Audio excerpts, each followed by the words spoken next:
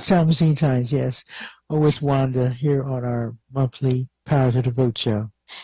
And today we have joining us a very special guest.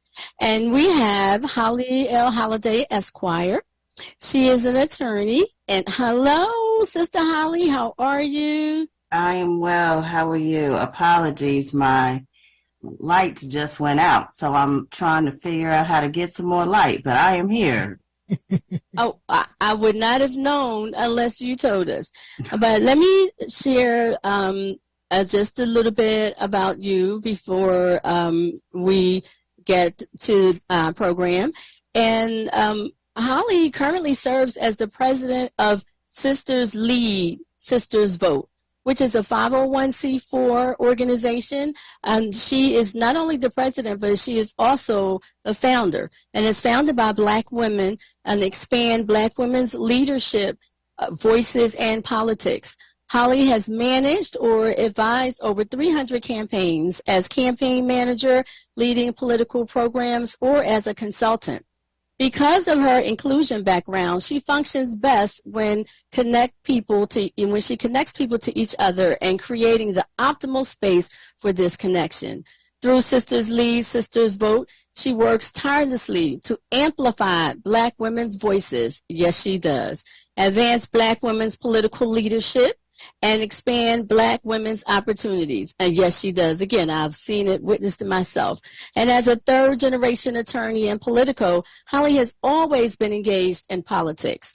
And the last 20-plus years, she has served in every role, from volunteer to campaign manager to campaign advisor, living between her hometown, Kansas City, Missouri. Oh, that's where Dorothy's from, isn't it? And the Washington, D.C. area. Holli is a 25-year member of Alpha Kappa Alpha Sorority Incorporated, an active leader in Win with Black Women Network, a graduate of Howard University and the University of Missouri, Kansas City School of Law. Now, before we get started with you, Holli, I just wanted to go over a few things that we normally do, and we always begin with holidays. Now, September, everybody know it's Labor Day, right, Judge? So happy Labor Day to everybody out there. Yeah. As well as the beginning of school, right? Well, you know what? I don't know if you feel it, but it seems like everything is moved so fast. It seemed like it was just Memorial Day, a few weeks ago, and really wasn't. And now it's, the summer's come to the end. And I tell you one thing I dislike about it, because it's getting dark in the morning. It takes a long time. What time is it? It's not, the sunshine's not up. So that's one reason I really not to. And that's usually when you know it. Yeah. And they always have the big Labor Day parades here because this is a labor city. So, and I heard early, and you probably heard or saw, that President Biden's going to be here for the Labor Day parade tomorrow.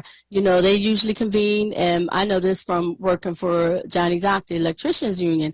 They convene about 8:30 down there in front of the sheet metals workers union. He's going to come on about 9:30. The parade will start about 10, and then Biden's going to meet with them down at Penn's Landing, where they have all the Labor Day's festivities. Yeah. So that ought to be a good day.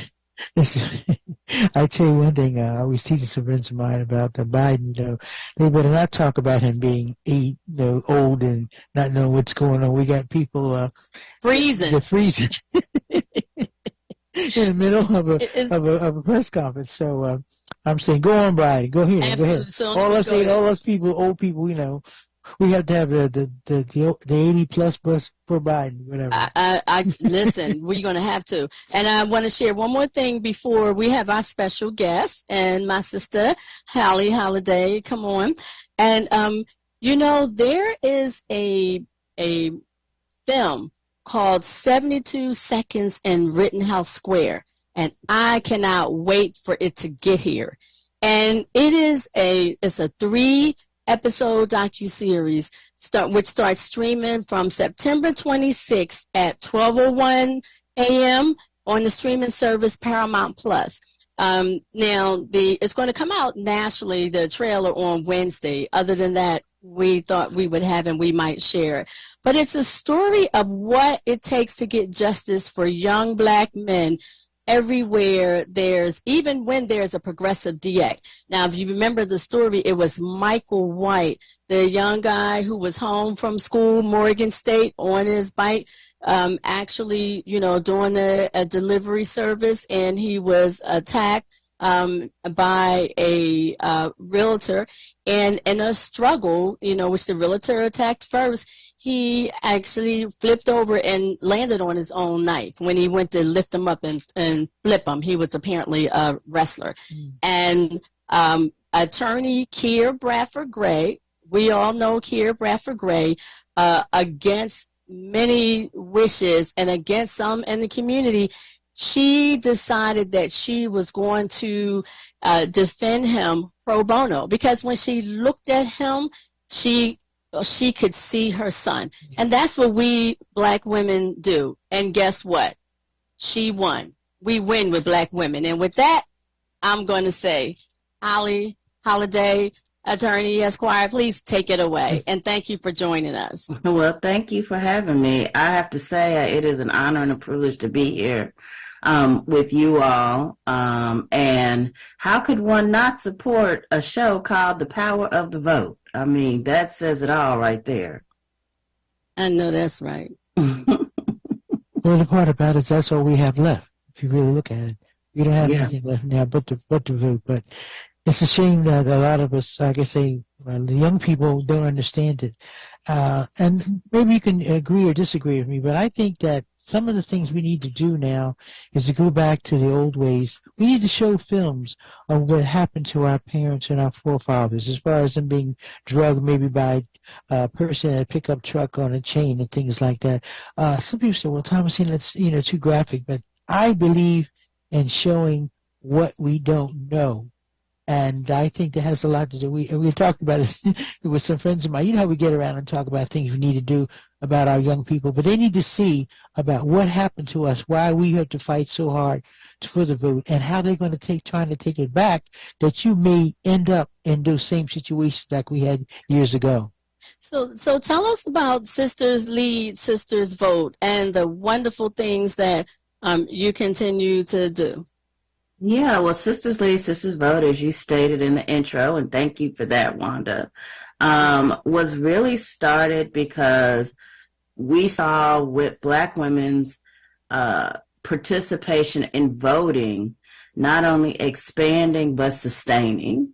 We began to recognize the voting pattern that frequently it was Black women who were showing up and making the difference between candidates who were winning and candidates who were losing. And we realized that although we were part of the fabric of voting, we were not seeing that same representation in leadership. And so at the time, we did not have a Black woman on the Supreme Court. At that time, we did not have or had ever had a Black woman in the White House. We had one Black woman in the Senate. We had never seen a Black woman governor. And we were struggling to even see Black women showing up and running for offices, not just, and I'm talking about elected offices as an impact, but frankly, even in leadership outside, we weren't seeing Black women show up as campaign managers. We weren't seeing Black women show up as much in terms of leading union organizations. We weren't seeing them show up in leading nonprofit organizations in the political and civic engagement space. And so we thought, there's something here, because we know they're doing the work and we know they have leadership ability. So what is it that is keeping them from making that leadership known and we were seeing, by the way, tremendous growth in women's leadership in other industries, in business and tech, and community work. So we were like, well, wait a minute, what is it about politics that Black women haven't embraced? And so we set out to really think about that, but also one of the conclusions was that they needed a support system, they needed information, and they needed to be made more aware of the opportunity and the connection between politics, their vote, which they were already doing, and the issues that they cared most about impacting their families and communities. And so that's how we started. Wow, that's amazing. I see it all comes together.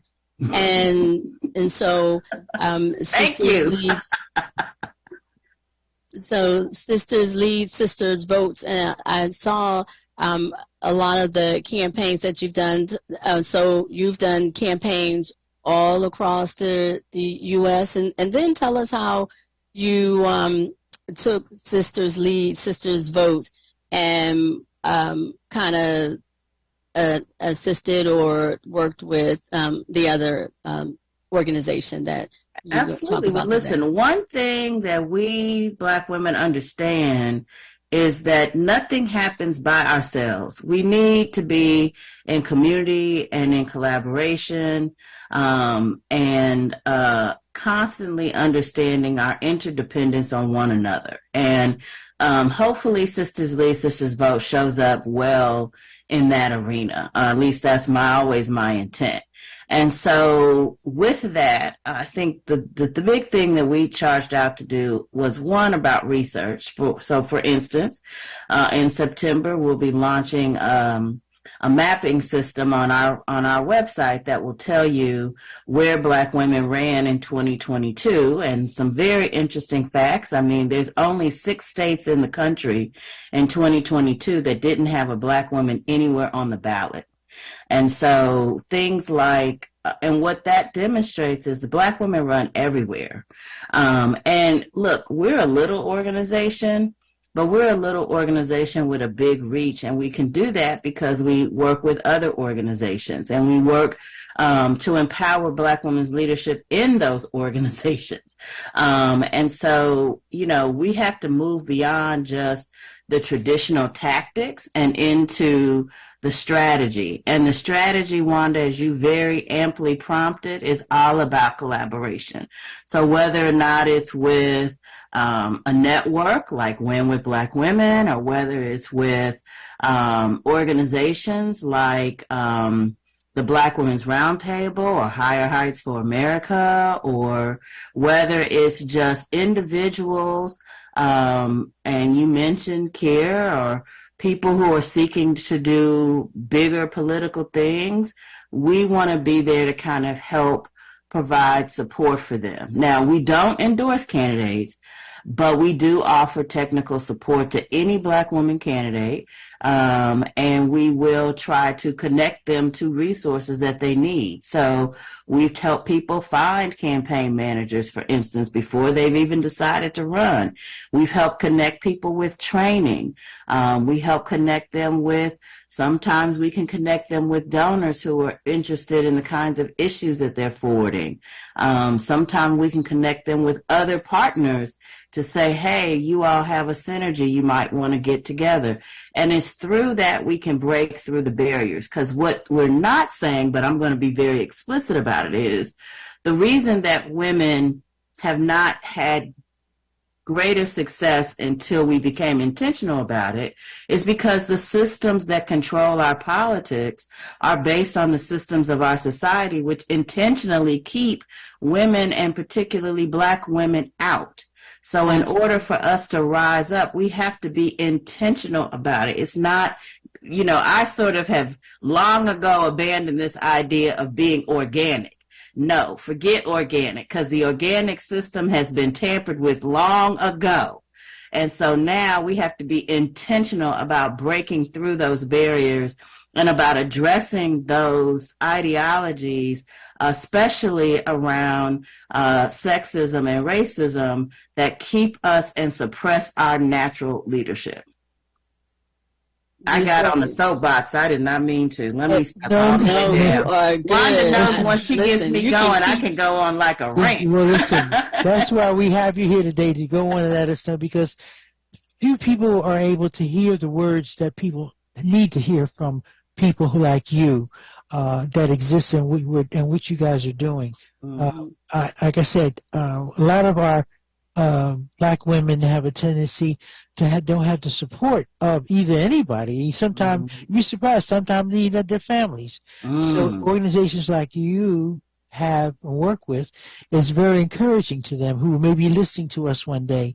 Those states you were saying that don't have any black representation, were they out west or somewhere? Or what areas? What states?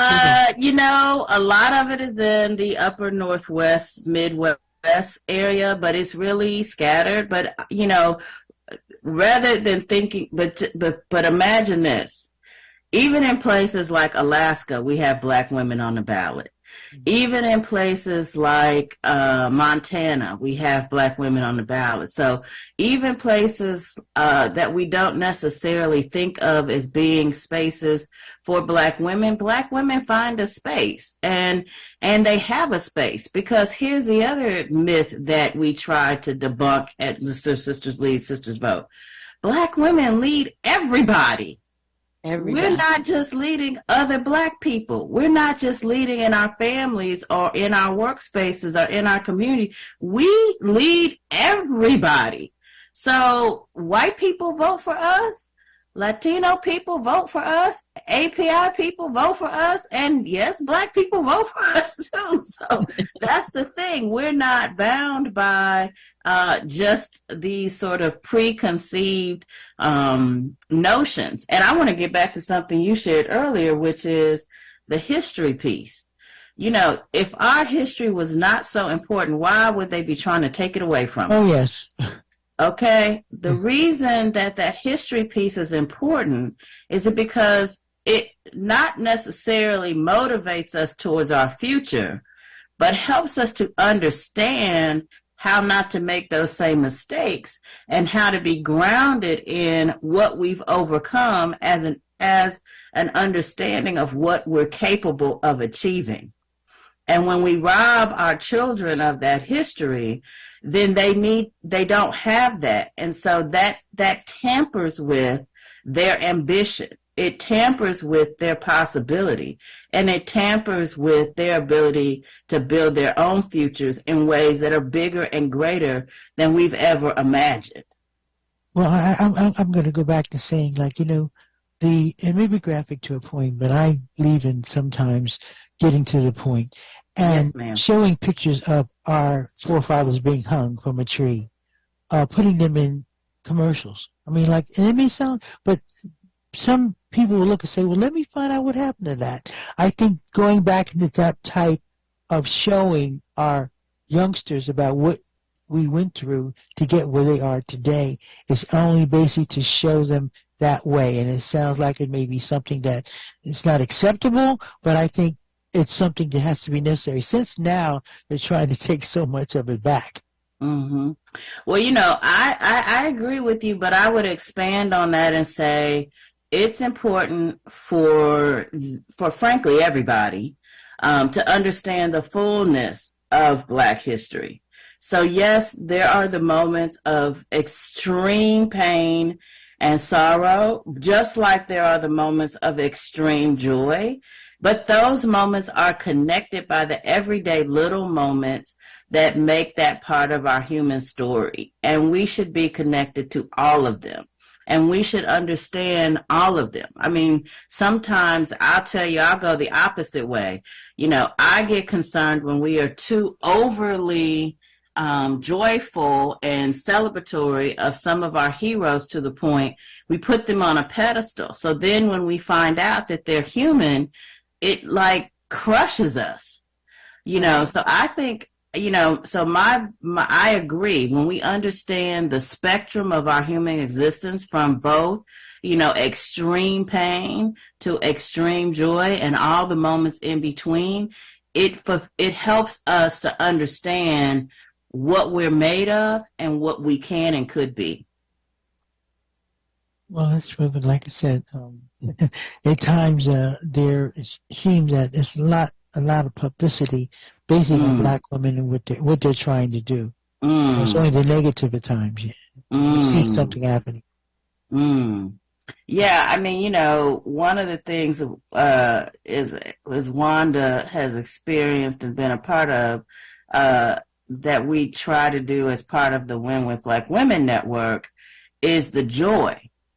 Yes. But it's not joy for joy. It's joy because, as you said, so many times they use the negative images. They use those negative stories, and some of them are not even true, to kind of beat us down. And so we take our power back by expressing our joy. Yes, we do. Yes, we do. And so Sisters Lead, Sisters Vote. If someone listening to this, because to be perfectly honest with you, as many rooms that I've sat in, well, Zoom rooms with you, or many conversations that we've had off and on, and many times that I've heard you, just sharing about Sisters Lead, Sisters Vote, you actually shared some things that I did not know, made me realize some things that you do in Sisters Lead, Sisters Vote, because I know as a consultant and strategist as well, and having worked on many campaigns, there are times I know campaigns who may be looking for those type of things. And once or twice I've actually reached out because of that. But to hear you say it and lay it out there is totally different. And so it resonates. So people can actually get in contact with you and your organization can help their campaigns. And I heard you say sometimes you find them managers before they even get started, and that's amazing. Yes, because I want to see you make explain it, because most people who want to really run for anything, it could be something very, say a state rep or something like that, or something very, a committee person, put it that way. Yeah. They don't even know how to go start to petitioning, getting petitions, making sure people sign their name correctly, things of that sort. So it's very important. So you can elaborate on that more. Yeah, I mean, absolutely. In fact, we've been on hiatus, but we're back this Thursday. Every Thursday at 6 p.m. on either our YouTube or our Facebook, any of our social media, we do a 15-minute tips, if you will, lessons. We're working through our checklist, 15 minutes on things you can do in your campaign. And so certainly invite folks to listen and follow us there. And you can see some of the replays on our YouTube channel set up.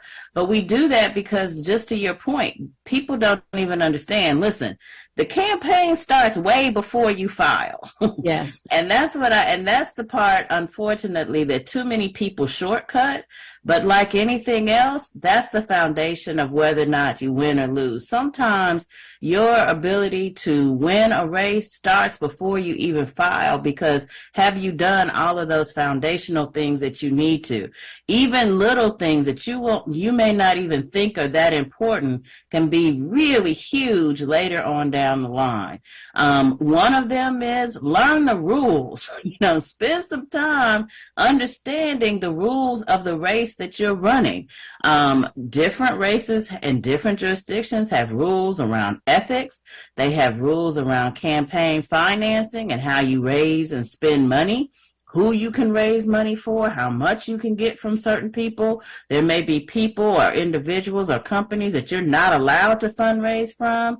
All of that requires disclosure, so you want to have somebody that can help you manage all of that. And I'll tell you, I help people with campaign managers, but you know what? More often than not, I help people realize that the campaign manager that they need is already in their circle. Because the campaign manager really needs to be a person that you trust. It's like it's like a temporary marriage, if you will. There is such a thing. But you really need to have somebody who will have your back, have the eyes and ears. A lot of time, the skill set, we can train you on how to be a skill set. But what we can't always get you up to speed on is building that relationship and trust with a particular candidate if you're interested in being a campaign manager. And the more experienced campaign managers know how to build trust with candidates immediately so they can hit the ground running. But sometimes, and I would say most times, it's more important to trust your campaign manager than it is for them to have every skill in the book, especially in smaller races. Yeah, so I think the rules as really as they have a campaign manager is basically somebody who knows the ins and outs with the law and the political structure of it, which is important. Sure. And Sure. I think that some of the women, that's like you say, it starts way before you even file, that you have these kind of things that you have to look into. And, absolutely. I encourage women to give themselves 2 years before you actually need to be getting votes to think about running. Because the unfortunate thing is, as a Black woman, you can do everything your competitors can do, but give yourself the time to do it. Whereas, especially if this is something that's new for you, especially if you haven't cultivated relationships with people, give yourself time to do it. Now, I'm not saying it requires time all the time, but take the pressure off yourself. You know, give yourself a little bit of window to be really intentional. You know, because you need to think about these things. You're absolutely going to have to raise money. You come into an election and you have put no effort or thought into how you're about to raise the amount of money that you need to win the election, and then you want to put all this pressure on yourself and others to kind of make it happen. That's not the key to winning. And that's not true. A lot of people, when you talk to people who really don't know anything about politics or things like that, they say, why you got to raise money? You really need money for it. They have no idea what you have to pay for. Staff, sometimes people will be allowed to do a lot of volunteer, but you say hire professional people who know how to run a campaign. They have to also have some means and ways of support, you know, financially. And that's one thing that a lot of the friends who we talking about helping out in elections who do volunteer, they would say, well, what do you need money for? You know, literature. It's a lot of things that you need to raise money for. And who you get it from, as you say. I freaking love that you raised that point. Thank you so much, because it gives me an opportunity to say one of my favorite things. One of the best ways that you can be politically involved beyond voting is to write a check. You know, for those people, I don't care if it's a $2 check or a $2,500 check, write a freaking check, get in the game, you know. And the reason that's important is because if you're a person who's like, I never hear from these folks, write a check, you'll hear from them. Trust me. Yes, you will. You'll hear from them too much. Your check doesn't even have to be that significant, but writing a check puts you in the game. Mm-hmm. You know, if you're a person who's like, I wish they would talk about this issue, write a check. Let them know that you care about what they're doing and what they're saying. That's an excellent way to show up, especially if you don't have time. You know, and understand that even contacting you, whether it's just sending you an email, a text, which I know we sometimes find annoying, making a phone call, knocking on your door, every single part of those processes cost money, which means just like budgeting in your household, every single decision that a campaign makes has to be about how do we get out the people who are most likely to vote, number one, and then vote for us, number two. And that's where we're going to spend our money and resources. And if you want to be part of that game, write a check. I want you to know, I had worked with people in different campaigns, and they say, oh, I want to help. What am I going to do? Write a check.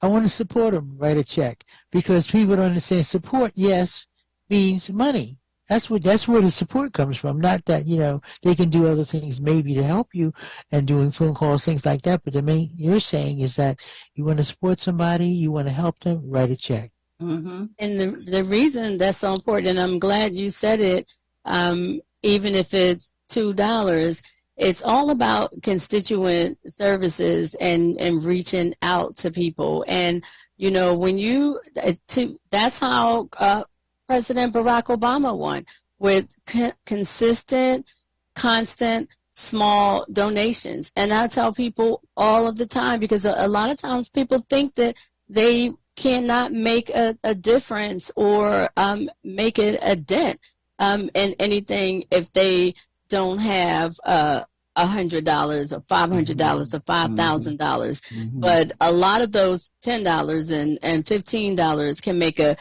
big dent. And when you are in contact with them and they reach back out to you, that's where you get a lot of your constituent services, when you learn who your elected officials are. And that's that's one of the jobs of the power of the vote, to let people know how important, what makes your vote powerful, and make sure that you know that you have to know who your elected officials are, so that you can keep up with everything that's going on and know all politics are local. And if you don't mind, let me flip that the other way too. Please. As a person who is seeking office, you need to ask everybody to support you. You know, one of the biggest obstacles that I hear day in and day out, it is so frustrating, from candidates is, well, you know, none of my people have any money. Maybe they don't, but ask them anyway. Mm-hmm. You know, and we get afraid to ask because we think we understand another person's circumstance. And I'm not saying that we don't have difficult times and that we may not have all the money in the world. But writing a check demonstrates that the people are really with you. And it gives people, not just about you, but about them, empowerment and a stake in your campaign. So the other part of it is, we need to get better at making sure that we engage more people in the fight. And let me tell you something. It's just like my grandmother used to say, when she writes a check to something, she cares. And she's going to follow it through. And so whether that check is $5 or $500, she wants to make sure that her money is being put to good use. And so sometimes the biggest way to even get people to be engaging with you is to ask them for money and ask them to support you, because as my pastor says, you want to know what people care about, look at their checkbook. Well, you know, something else I think that a lot of candidates forget, or maybe don't know how to, like you say, if you're being about mingling with having different friends. But if you have somebody who want to help you, if they have an organization they may belong to, it could be a very small organization with the church or things like that. Ask them to have a little things at your house and tell them to bring their checkbook and write a small check, you know, a small amount for or whatever amount they can afford. But getting that type of network of having people to have things for you, inviting into their home or whatever organization they're involved with. Yeah. You know what that is, Judge Tynes? That's having a plan.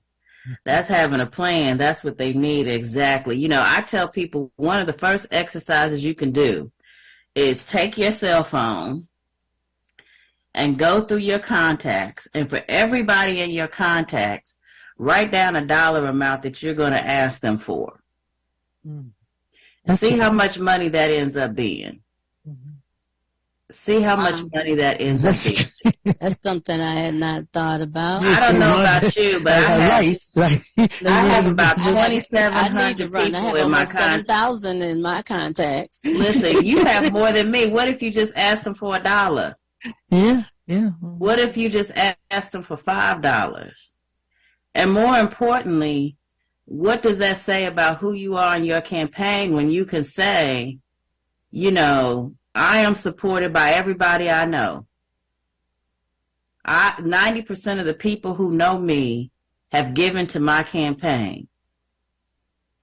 Now, when you go and you say that to an organization that has bigger dollars, like endorsement dollars, that's going to be more powerful to them than you saying that they're going to vote for their issue. Because why?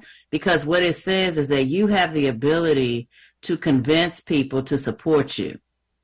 And ultimately, when we put you in a city council seat, a school board seat, a legislative seat, a mayor seat, we, the voters, are sending you to fight for us. But it's not just about championing the issue and giving word or voice to it. It's about convincing your colleagues and the other people that you are on the right side and to come with you. So when you're raising money and you're able to raise money, it is about the money, don't get me wrong, but it says something else about who you are as a leader as well. It does. Well, the idea you're saying that a lot of people don't think about smaller ways to, I've gone to several fish fries and chicken and fried chicken dinners and things like that. Yeah. That little money, you'd be surprised, does help. And it also gives you a chance to meet the people who want to really help you. And Absolutely. then they're able also to maybe go out and have something like that, so especially, like me, I don't want to miss a fish dinner anyway. Me neither. I love a fish dinner. Yeah. Listen, I'm from Missouri. We do ribs and fish all day long. Tuesday night is fish night in Kansas City, Missouri. Trust me. Catfish is on some dang where. But you make a great point also, is that those small events, again, this is the benefit of starting early, because you can start with your friends and asking them, will you invite 10 people to your home that I can meet with for an hour? Will you set up a Zoom and invite your church members or maybe sorority members or civic club members to come and meet with me? You can do that when you have the power of time. Sometimes when you're hard in the deep of a campaign, it's hard to step back and then organize all that stuff. But if you have all that stuff planned out in advance, then you're able to kind of get ahead of that stuff, because it doesn't really matter when you do it. I mean, it doesn't require your day-to-day attention. And then when you're in the campaign, that allows you to focus on the things that are coming up every single day that you need to address. I remember working with a campaign where the organization, they had, I think it was during Bill Gray's time, on a chart where they had each person assign, you're going to deal with this, you're going to also do fundraising, but you're also going to do the churches, you're going to do the club organizations, and when you think about all those different things of those people doing something, you're able to maybe raise some money, Yes, absolutely. Also, like you said, something else important, certain people you don't want to take money from too. Absolutely. And actually, if you go to the Sisters Lead, Sisters Vote website, for those of you who are interested in some of this that we're talking about, we actually have a checklist that you can download, and you can and then reference the checklist when listening to some of our videos, because we explain step by step exactly how to do it, from before you decide to run even through after Election Day. And the reason I say after Election Day, for two reasons. One, many people don't recognize Election Day and the period of voting is the most expensive time in your campaign. And so frequently at the end of it, people realize that their campaigns are actually ending in a deficit. And so you have to continue to fundraise to pay off that debt. Also, it's a most important thing is you got to thank people. Win or lose, you should have a thank you plan. You should appreciate people for the work that they put in and the vote that they gave you, even if it did not add up to a victory. And then finally, win or lose, life happens after election. You got to be ready for it, because even when you lose, it's probably still a win, because you have been able to share something on an issue that may open up other opportunities. You may have set a foundation for future work, and actually we see more people than not run again, and when they run the second time, they win. And then, of course, if you end up serving, well, we know you have work to do there, and you need to get ready for that. So figuring out a plan to move beyond is important as well. Absolutely. And I want to put a pause there for a second because I understand we have a caller, George from Center City, but before we hear from George from Center City, I just wanted to say thank you to Joey Dixon, who is reaching out to us on Facebook Live. Peace to you as well, Mr. Dixon. And so now, George from Center City, how are you? Thank you in advance for your call. Can you stay with us a little while, Holly? Okay, then. Go ahead, George. You know, this is the first time that I heard someone get on and explain what you have to do, you know, and besides sit there and holler and scream. A lot of people think hollering and screaming to get you in office is money, money, money. You know, you may not like it. That's the rules. That's the way it goes. But they all think that, why do they need money? Why do they need so much money? Activists is one thing. Stay an activist. But if you're going to be an elected official, you better learn everything you're saying is textbook. It's very strategic. It's textbook. Just follow the textbook. Rules are rules. Things are in place for a reason. Don't think because you holler and scream and you're loud. And, you know, they always think I'm hard on black women, but they're the ones who think the louder they are, the more chance they got of doing it. They don't understand. The more money you have, the more chance you have to do it, because then you can put your message out. You know, when you start hollering and screaming, most people ignore you. You know, it's just a complete turnoff, you know. But also what is very important is that you have to watch a lot of African Americans. They're too anxious to get that white card, you know, that honorary white card. But here in Philadelphia, they don't want the honorary white card. They want a permanent, you know, become a member, full-fledged member of that whole society there. You know, they get caught up. And the moment you get caught up in this here business, that's when you lose the whole focus. You got to stay focused. You got to have people around you that you can trust that have the same ideology you have. And also you got to have a person around you that is constantly telling you, no, I don't think that's right. No, you shouldn't do this. They sound annoying, but they're the best ones. Even though if you don't agree with them, at least you see a different perspective of it. And this is the first time I've heard a black group say something how, you know, black women should operate and do. And, you know, I've never heard once that you bash men. We don't need no men, this and that. Because a lot of these women get in place, they think they can just ostracize men. Contrary to their beliefs and thoughts, men still run this business, you know, and they're very vindictive and they're more petty than most women. But, you know, that's another day for another story. But you have explained it better than anyone I heard.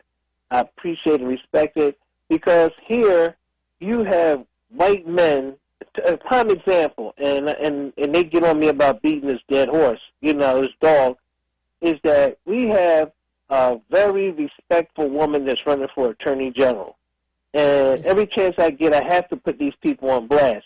They're all white men that are running against one black woman. Black women is against her here in Philadelphia.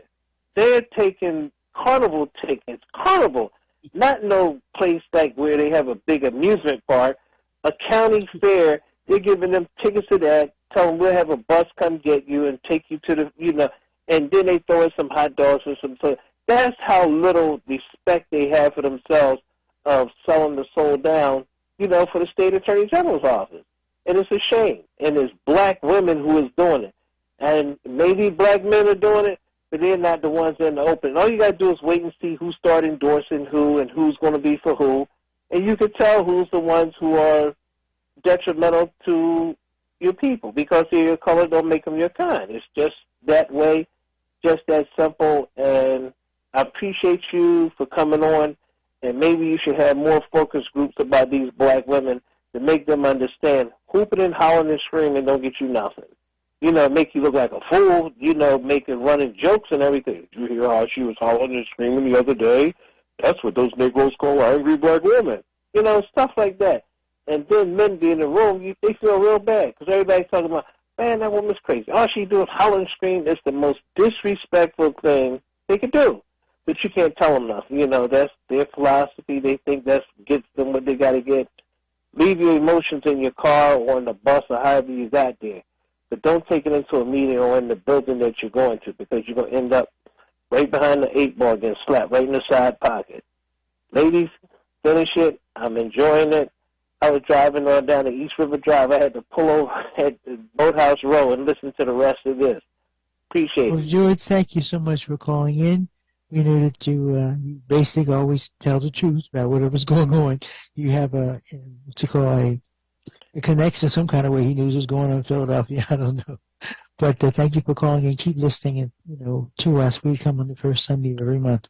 And we're going to have other women to come on to talk about the power of the vote and also how supporting Black women. Yes, and I just have to say again, thank you for joining us and sharing what you're sharing. As I was texting or reaching out to a few people and asking them to join, some people, well, who is she and what does she do? What does she do? And she's the president of what? And what were Black women? And she, sisters what? Sisters who? And I said, well, you just have to tune in.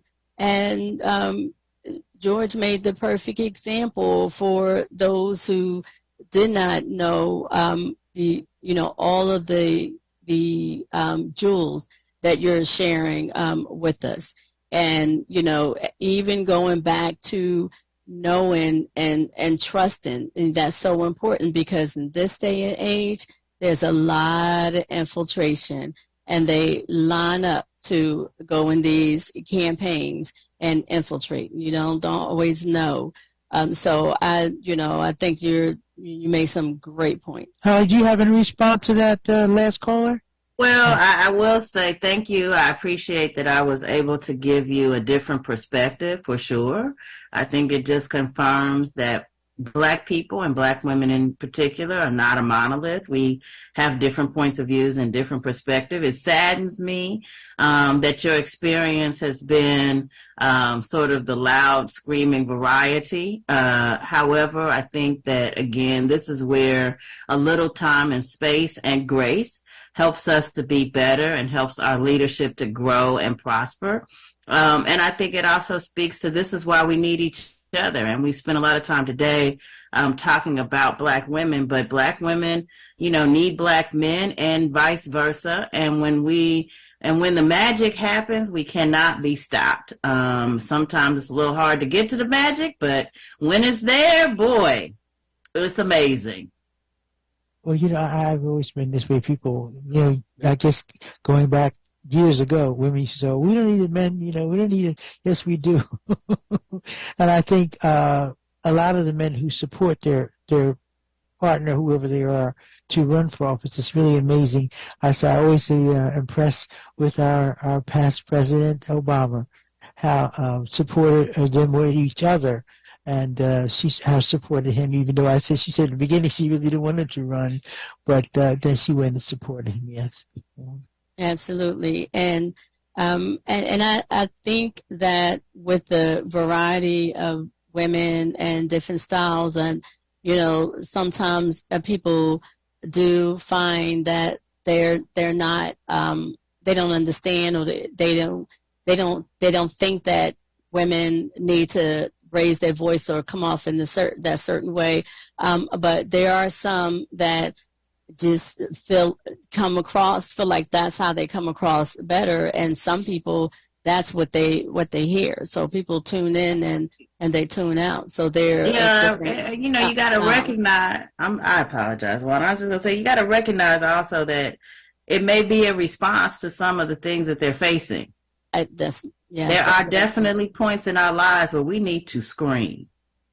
I'm not saying that's every point, but there are some times in our lives where we need to stand up and holler from the top of our lungs. And that is a strategy and a tool in our toolkit, but it is not the only one. Absolutely. Well, go ahead. And, also, I'm trying to say, I think I have a tendency to talk in a certain way to people who think I'm saying to them, like, not doubting them, but I have a way of saying things that people look at me and say, why do you talk like that? But it's a way of speaking that I talk, not being dictatorial, but I'm saying that I have been accused of speaking to people in a certain way, but I am very direct. And that Wanda can tell you that one. Yeah, I wasn't gonna say it. You said it. I'll But leave it to Wanda because her and I love her to death, but she knows yes, like sometimes. a mom, and your mom's put you in their place, and sometimes you have to hear it and recognize it later. But we have another caller, Viola. I'm told is on the phone. Let's give Miss Viola a minute to share with us before we have to wrap up. Yeah. We're in the middle of the alarm type thing. That's what I heard. Hello? Oh no, go ahead. I said Okay. before we wrap up, we were going to hear from you. I welcome you ladies, and George made me call because I am a person that moved to Delaware in 2002 and got a job at the polling place because I wanted to know where the black folks were and why they weren't voting when I first moved here. And I wear my button that I got from Dr. I Joy. I vote, I must, I register. I wear it every day. I have it on today. Wear it to church, put it on my bathing suit. But I've given more buttons out to some white women. Black women will say, oh, that's a nice button. And I said, would you like to have one? And sometimes they take it. But whereas I have a monthly contribution going to Kira Gray when she was on, I think, on one of the other shows on WURD Radio, and I knew that I needed to make sure that I helped her out in a financial way. I've helped a number of people in Pennsylvania. And right now I do a driving job, and I pick up a fella whose mother was Catherine Baker Knoll. He lives down here in Rehoboth Beach, and he calls me when he needs a ride. So I've learned a whole lot about him, his mom. I did live in Philadelphia at that time. I also went to Olney High School, graduated in 1965. I've been voting since I was 21 years old because you couldn't vote when you were 18. The only time I missed voting, I was on my way to the hospital to have a baby and couldn't vote that day. But, that was a good reason. My husband said, you're going to vote? I said, oh, my goodness, yes. And then I got sick out the window. I said, I guess we better keep on going. But I commend you ladies for the show. I try to listen. I don't always call, but yet we just don't realize how important voting is for today. And when I look at the Philadelphia school system and compare what the school system looks like here in Delaware, I'm appalled. I was on 63rd Street at a Walgreens. I took pictures of the trash and everything that was, you walked in the door. And I complained, and I said to a couple of customers, I said, how do we always come into stores like this and there's trash meeting us at the door? I don't understand it. Not enough of us complain. And I took pictures of that store, the Rite Aid down at 63rd and Lebanon. That was just as bad. I'm just appalled with the fact that when I go into establishments and we're shopping in there, I was in there for someone else that needed a product, me visiting Philadelphia. But something needs to be done. And we cannot expect the voting people, the people that are running for office to come and sweep our streets, sweep in front of our door. The people need to get out and clean up West Philadelphia, North Philadelphia, Erie Avenue at 22nd Street. There was a bag of trash there. And a young girl was looking at it, and I pulled my window down, and I said to her, I said, isn't that ridiculous? She said, yes. I said, well, I live in there. She said, I went to school in Delaware. She said, I'll be so happy if I can go back. Philadelphia is dirty, and most of the trash and the dirt that I see is in the black neighborhood. And they need to get out and sweep and clean up. Clean off the porches. Clean in front of their door. Sweep, not just on a day that you have a cleanup day once a month or once every summer. They need to be out there sweeping. When that man brought those pictures in to the Bartram's Garden showing the different areas in Philadelphia, he gave me an idea also to take pictures of what I see. Here in Delaware, we don't even have trash cans in front of some of the establishments because you got to pay for trash down here. But whereas Philadelphia needs to be cleaned up, I've never seen it so dirty. But I thank you ladies for the job that you are doing, and I commend you, and I hope that the black women that are listening that are able to do certain things join this ladies group, and it's all over different states. She's going to make me think about joining in the sense that I might be able to help out in some kind of way. I'll be 76 the end of this month, and I'm stretching myself out as much as I can based on what we need to do of those that are here left. 90-year-old women should not have to have insurance policies that they can't get medicine and Pampers and diapers and all. Anyone 90 years old need to have free medical. Free. And we're the next largest baby boomers coming up. So therefore, we need to think about those that are 90 years old, and I'm speaking about one of my aunts that I help take care of on Mondays. Well, listen, we want to thank you so much, and wanted to make sure you keep listening. You know, we're on the first of the month, first Sunday of each month, and call in and be a regular if you can. Yes, and Miss Viola, thank you so much. You don't sound 76, and I listen to you because I'm an avid listener and member of WURD as well. So thank you. It brings me joy that you call in on our show today.